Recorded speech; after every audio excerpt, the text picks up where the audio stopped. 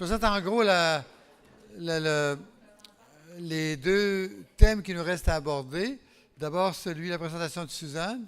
Et après, on va faire un exercice concernant j'en dis pas plus pour piquer votre curiosité, concernant qu'est-ce qu'on fait maintenant? Quoi faire pour aller plus loin? C'est le thème là, général. Et je vous le propose. Mais avant ça, je vous présente Suzanne Stock, une collègue de l'Institut que vous connaissez parce qu'elle a été présentée ce matin. Elle va nous présenter une autre lecture horizontale de l'ensemble du rapport qui me paraît très intéressante, les inégalités sociales et la santé au travail, le travail comme en déterminant de la santé. Merci. Merci, Michel. OK, moi, je vais faire juste une survol de la question des inégalités sociales et la santé au travail avec quelques exemples d'éco-tests et même de l'enquête sociale et de santé de 98. Je vais parler des inégalités de santé, les déterminants professionnels de ces inégalités de santé avec l'exemple des TMS. Je vais aussi donner d'autres exemples des données provenant de l'éco-test et l'enquête de 98 concernant les inégalités de santé et des inégalités sociales d'exposition aux conditions de travail. Et je vais parler de quelques hypothèses pour réduire ces inégalités. Mais premièrement, comme je crois une bonne partie de la salle est au courant, il y a beaucoup d'études qui ont montré que la prévalence et la gravité de plusieurs problèmes de santé varient selon le statut socio-économique, c'est-à-dire les personnes à faible revenu, les moins scolarisées ou les classes socio-professionnelles les plus défavorisées présentent davantage de problèmes de santé. Et un des objectifs nationaux de santé au Canada et de notre réseau de santé publique au Québec est la diminution des inégalités de santé. Aussi, dernièrement, dans les dernières années, de nombreuses études ont montré que chez les travailleuses et travailleurs, la force de l'association entre le statut socio-économique et plusieurs problèmes de santé diminue considérablement ou disparaît complètement lorsque l'on tient compte de l'exposition à des contraintes physiques ou psychosociales de travail. C'est-à-dire que cette relation entre le revenu ou la scolarité ou la classe professionnelle disparaît, et la santé, ça disparaît quand on tient compte dans les analyses. C'est vraiment les expositions au milieu de travail qui sont les déterminants de ces inégalités de santé. Et ça, c'était montré pour les TMS, pour la perception de la santé générale, pour la santé mentale et les absences du travail. Et si je donne l'exemple des TMS, plusieurs études dernièrement ont montré que les inégalités de santé musculo-squelettique, le fait que les TMS varient, que les travailleurs les plus pauvres ont plus de TMS, ça peut s'expliquer par l'exposition aux contraintes physiques et parfois à certaines contraintes psychosociales de travail. Il y a des études de Annette Leclerc en France qui a regardé le lien entre la scolarité et les maux de bas de dos. Les études que j'ai faites avec France Tissot, avec les données de l'enquête Santé Québec de 98, où on a regardé le lien entre la classe socio-professionnelle et les TMS au travail. Il y a du monde en Finlande qui a regardé la même chose pour les TMS du cou, des peaux de bas de dos. Finlande, Norvège, France et d'autres. Et parfois des études prospectives, parfois ou longitudinales, parfois transversales, mais toujours les mêmes constats que quand on montre qu'il y a que les TMS sont plus élevés chez les travailleurs moins scolarisés ou les classes professionnelles les plus défavorisées ou quand le revenu est plus faible, que ça disparaît quand on fait une analyse qui tient compte des expositions.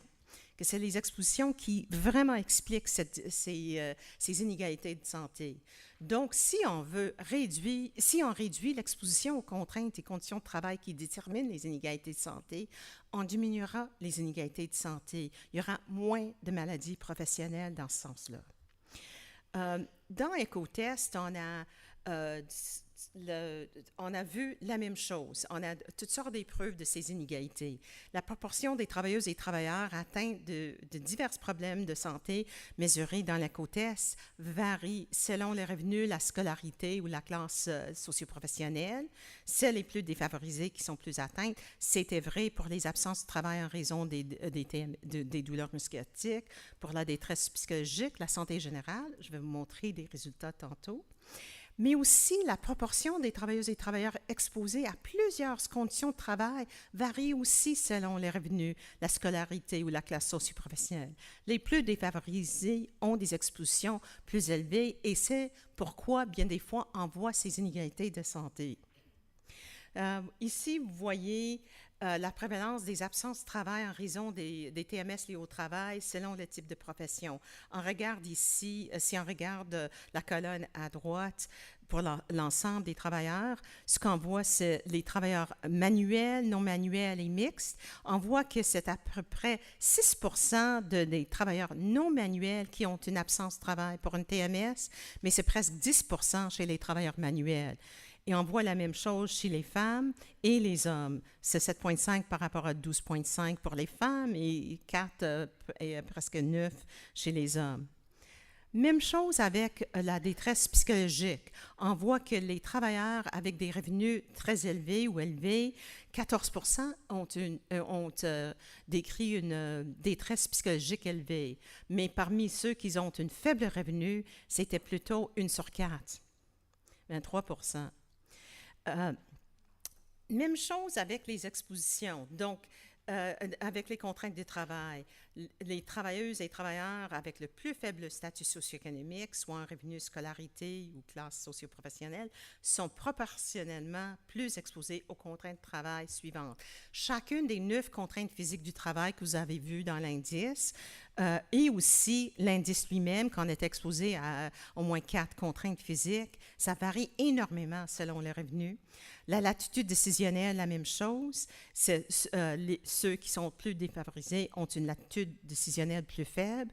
Le soutien social des supérieurs et des collègues de travail, même chose. L'attention au travail, c'est-à-dire la faible latitude décisionnelle et une demande psychologique élevée, ça varie aussi selon le statut socio-économique. L'isostréne, tension au travail avec une faible soutien, le harcèlement psychologique aussi. Et aussi, il y a toutes sortes d'autres conditions de travail qui varient selon soit le revenu, la catégorie professionnelle ou la scolarité.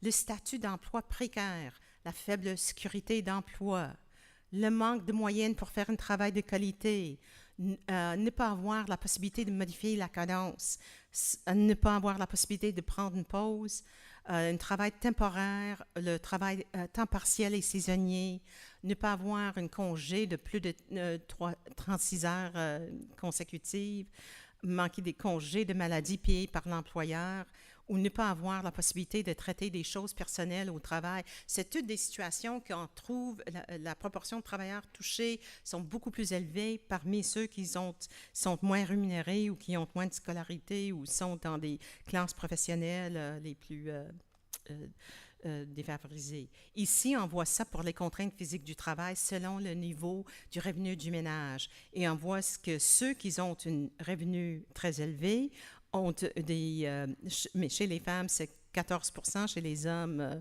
presque 19% qui sont exposés à 4 contraintes physiques ou plus. Mais parmi ceux qui ont un très faible revenu, c'était 25% des femmes, donc de 14 à 25%, chez les hommes de 18,5 à presque 39%. Donc, c'est plus de 2. Quand le revenu est plus faible, ils sont plus exposés à des contraintes physiques, qui n'est pas tout à fait surprenant. Ici, je vais vous montrer que c'est un peu plus complexe pour certaines contraintes. Si on regarde, ça, c'est des données de l'enquête sociale de santé du Québec de 1998, où on regarde la prévalence des expositions aux contraintes physiques selon la catégorie professionnelle.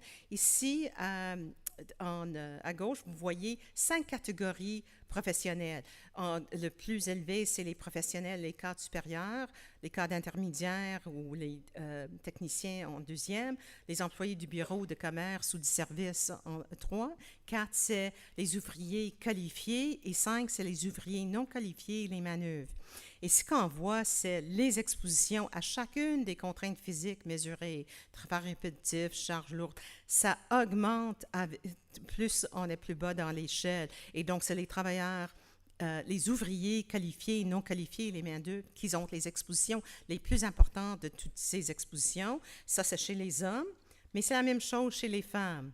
Donc, les professionnels et les cadres supérieurs sont très peu exposés, mais c'est les ouvrières qualifiées et non qualifiées, les manœuvres, qui sont les plus exposées. Mais quand on parle des contraintes psychosociales, c'est plus complexe.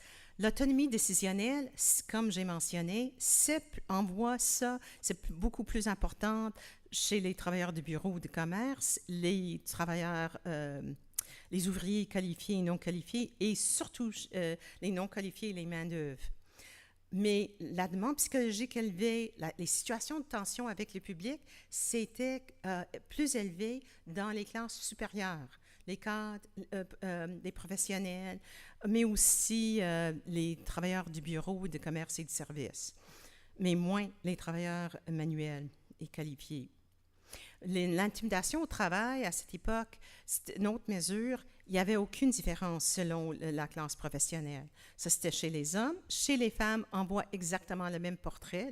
La prévalence peut changer un peu, la proportion de personnes touchées, mais c'est exactement le même portrait.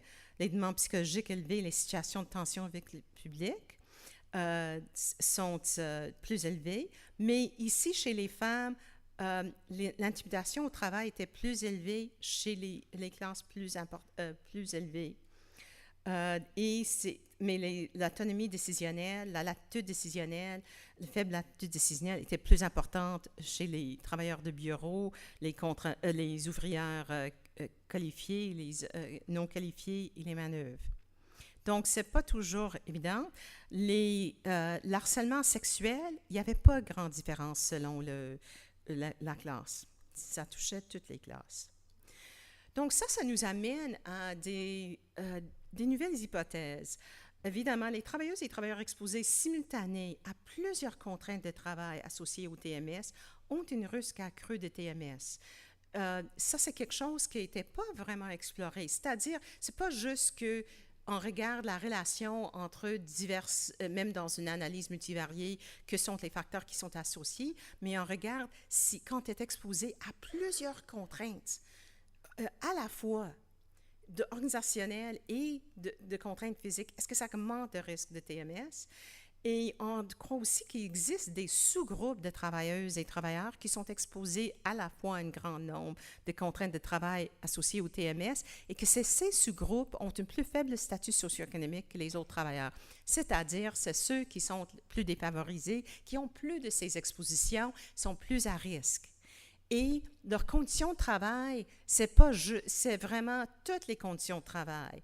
Et parce qu'ils ont moins de revenus, leurs conditions de vie aussi sont vraiment très différentes. Ils vivent une réalité qui peut être très difficile et pour faire face à un problème de santé aussi, ça peut jouer. Mais si on peut identifier ces sous-groupes à risque, on pourrait cibler des interventions de prévention dans les secteurs et les milieux de travail où ils se trouvent. Et nous avons une nouvelle étude financée par les IRSC, les Instituts de recherche de santé du Canada, pour étudier ces questions. Est-ce que ces hypothèses se tiennent? Est-ce que vraiment le risque de TMS augmente avec un ensemble d'expositions? On a des nouvelles méthodes pour étudier ça. Et est-ce qu'on est capable de les identifier, pas juste selon le statut socio-économique, mais aussi en regardant les différences selon le genre et l'âge? Malheureusement, les données d'EcoTest ne nous permettent pas de vraiment regarder selon le statut immigrant parce que l'enquête n'est pas très... les données, les immigrants sont très sous-représentés dans les données de l'enquête et il n'y avait pas les efforts pour vraiment chercher et favoriser la participation des immigrants. Ça prendrait d'autres méthodes qu'on avait eues. mais on peut quand même regarder toutes ces questions. Et donc, plusieurs de ces inégalités de santé, pour en résumé, chez les travailleurs, diminuent ou disparaissent lorsqu'on tient compte des contraintes physiques et ou psychosociales de travail. Plusieurs facteurs de risque TMS et de problèmes de santé mentale sont fortement associés au statut socio-économique. Et réduire ces expositions au travail peut réduire les inégalités de santé. Ça, c'est nos hypothèses qu'on veut tester et c'est ça. Et ça donne un autre paradigme de regarder la santé au travail. Et je serais très intéressée sur vos commentaires sur comment vous voyez ça et comment vous pouvez voir l'application de ça dans vos travaux aussi. Donc, nous avons besoin de mieux comprendre les inégalités de santé associées aux maladies professionnelles et les inégalités sociales associées à l'exposition aux conditions de travail et qu'est-ce que ça implique pour des interventions et pour être plus efficace dans la prise en charge. L'identification des sous-groupes simultanément exposés à ces multiples facteurs de risque TMS et de santé mentale pourrait permettre de mieux cibler des interventions de prévention offertes par les divers réseaux en santé au travail vers des groupes vulnérables. Et aussi, on peut tenir compte des recommandations de la Commission des déterminants de la santé de l'OMS, l'Organisme mondial de santé, qui a sorti un rapport en 2008 qui s'appelle « Combler le fossé en une génération ». Ils ont regardé, entre autres, parmi les déterminants sociaux de la santé, le travail. Et ils ont recommandé, en lien avec le travail, de faire du plein emploi, de l'équité en matière d'emploi et de conditions de travail décentes, des objectifs centraux des politiques socio-économiques nationales et internationales, l'équité en santé par un travail sûr, sans danger et correctement rémunéré, des possibilités d'emploi tout au long de l'année et un juste équilibre entre vie professionnelle et vie privée pour tous, et améliorer les conditions de travail de tous les travailleurs afin qu'ils soient moins exposés aux risques physiques, au stress professionnel et aux comportements qui nuisent à la santé. Et ça, c'est comme une petite survol sur ces questions et je serais heureuse d'entendre vos commentaires et vos questions.